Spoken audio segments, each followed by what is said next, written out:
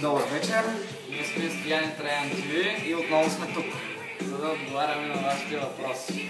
завръщаме след малка пауза. Добре, не беше толкова малка, също беше доста голяма, но истината е, че много ни мързеше. И си измисляхме сумати оправдания, че не сме снимали и така нататък.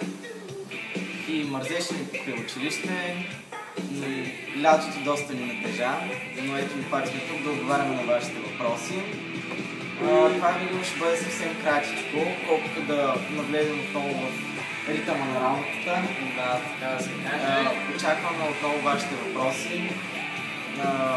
Сигурно отново ще си направим най-накрая страницата във Facebook, защото и това ни мързи да направим. Чак. Да. Щяхме да направим още откакто ви казахме, обаче...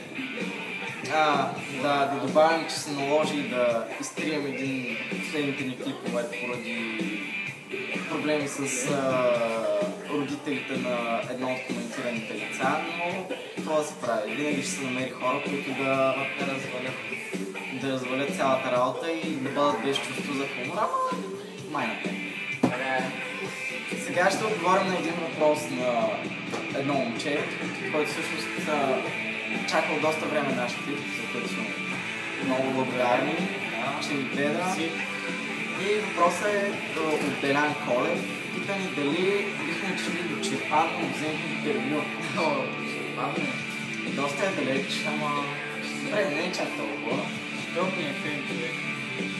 Естествено, заради мен, да се видим и да попием по една бира. Да, само че ти черпиш. Естествено. Да.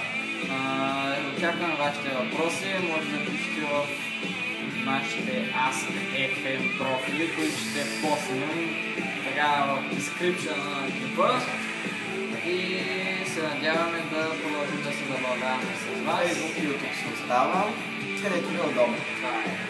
Това е от нас за сега.